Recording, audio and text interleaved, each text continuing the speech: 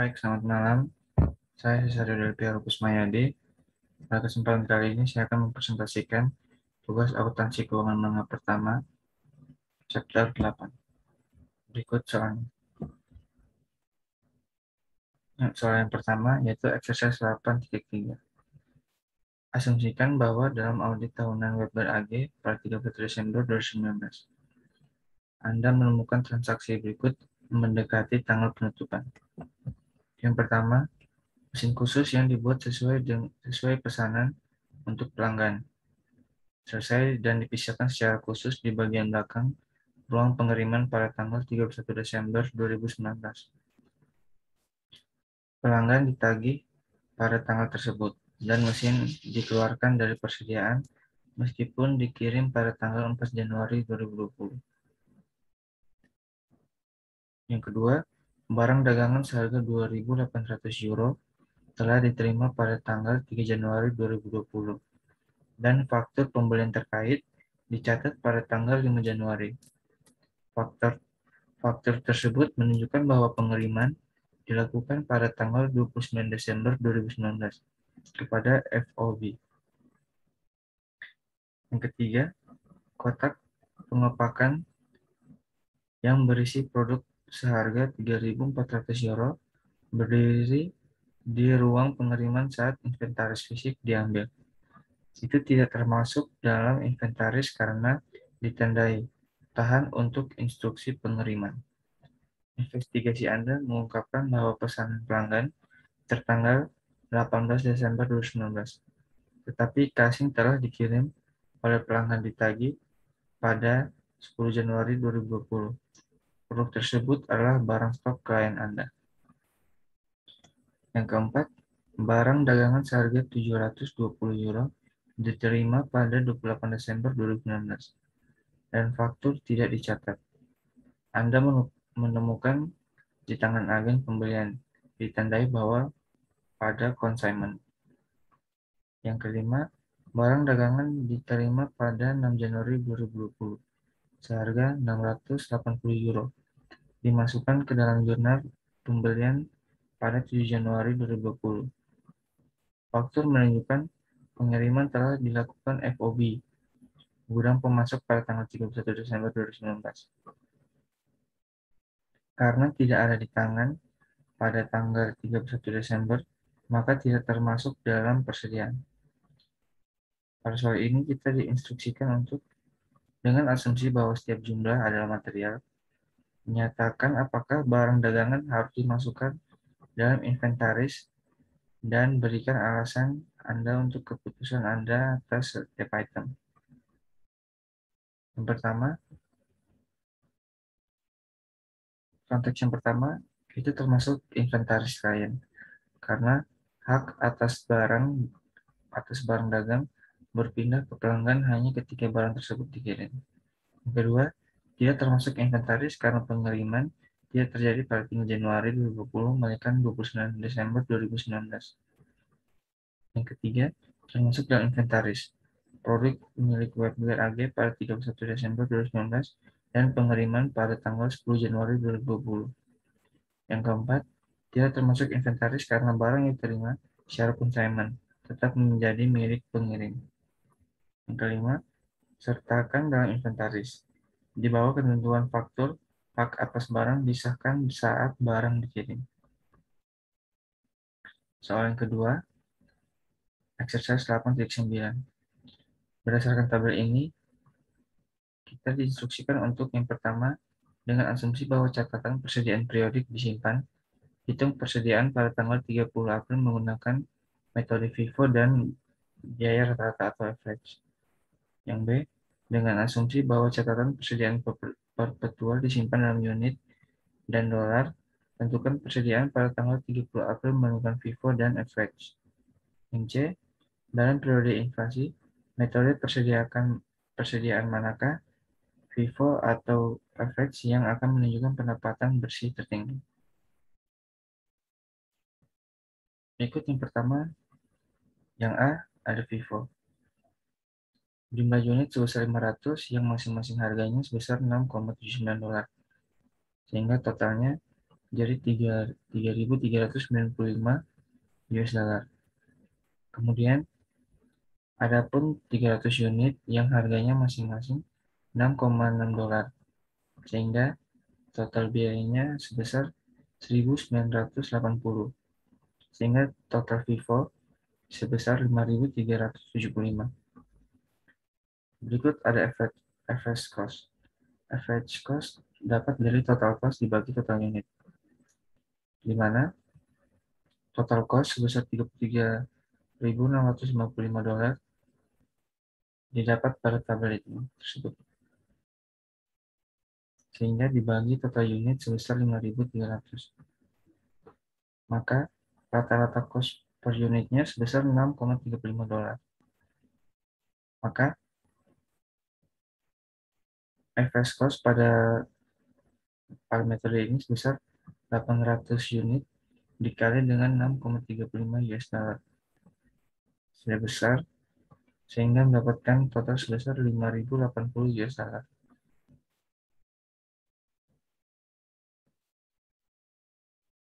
Yang berikut, adapun inventaris pada tanggal 30 April sebesar 5.334. Lanjut soal exercise 8.16. Laba bersih per pembukuan WULTD ditentukan tanpa mengetahui kesalahan berikut, yaitu yang pertama, pada tahun 2015 sebesar 50.000 dolar Hong Kong overstate pada inventory 5.000 dolar Hong Kong. Kemudian 2016 sebesar 52.000 dolar Hong Kong overstate terhadap inventory sebesar 9.000. 2017 net income per booknya sebesar 54.000 dan error pada inventory-nya sebesar understated sebesar 11.000. Pada tahun 2018 net income per booknya sebesar 56.000. Tapi error pada yang di inventory-nya tidak ditemukan ini error. 2019 net income per booknya sebesar 58.000 dan error pada inventory-nya understated sebesar 2.000. Kemudian pada tahun 2020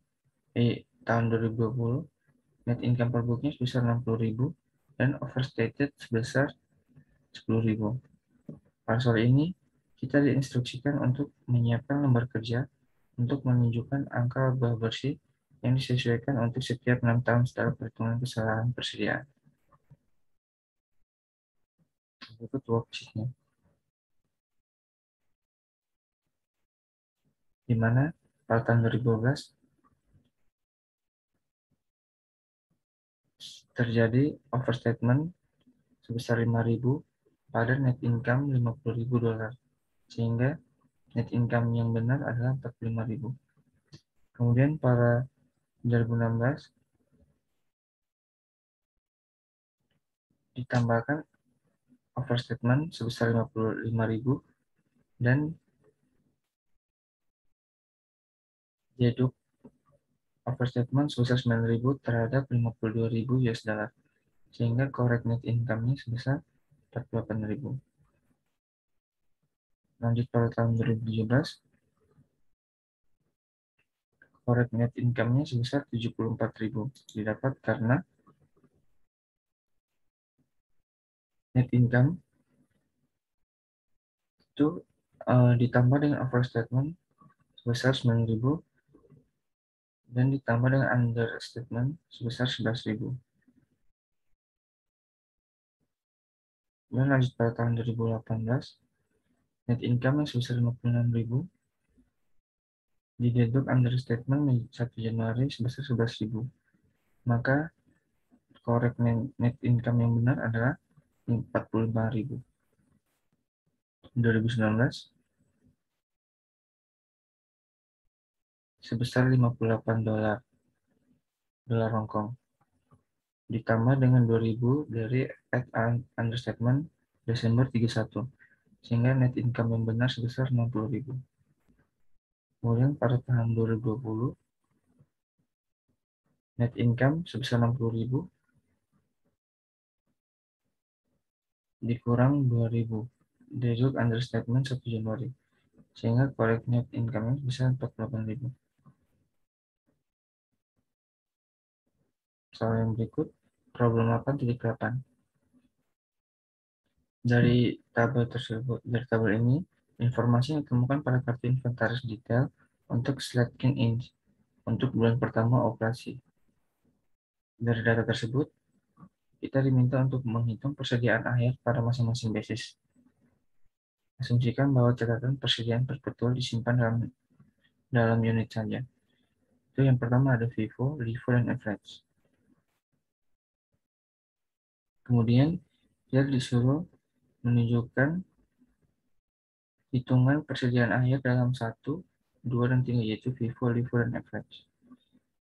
Yang pertama, asumsikan penjualan biaya tidak dihitung untuk setiap penarikan, atau unit yang diterima sebesar 5.700 dikurangi unit yang dikeluarkan sebesar 4.700. Maka dari itu, persediaan akhir pada 1.000 unit. Adapun first in first out atau FIFO pada tanggal 28 Januari, nomor unitnya sebesar 1.000 dan unit costnya $3,50 sehingga total costnya sebesar $3.500.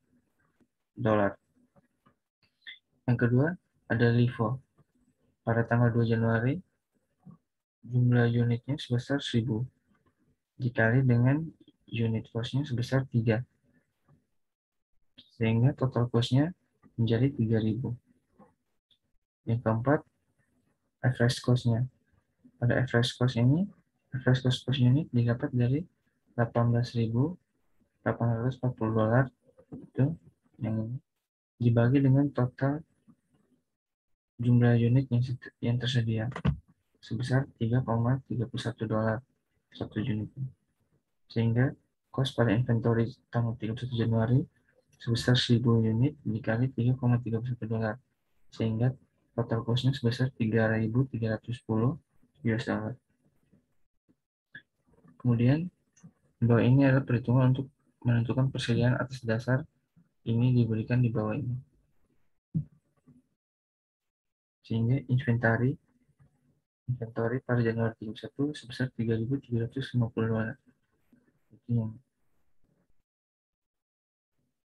Nah, berikut perhitungan untuk menentukan persediaan atas dasar di bawah ini. Yaitu yang pertama FIFO. FIFO-nya akan sama pada bagian A yang tadi, itu sebesar $3.500. Kemudian pada LIFO, inventory pada Januari 31 sebesar $3.350. Dan average cost-nya pada perhitungan tersebut mendapatkan inventory pada tanggal 31 Januari sebesar 3.463. Yang itu yang ini. Baik, sekian dan terima kasih atas perhatiannya. Apabila ada kesalahan, mohon dimaafkan. Sekian dan terima kasih.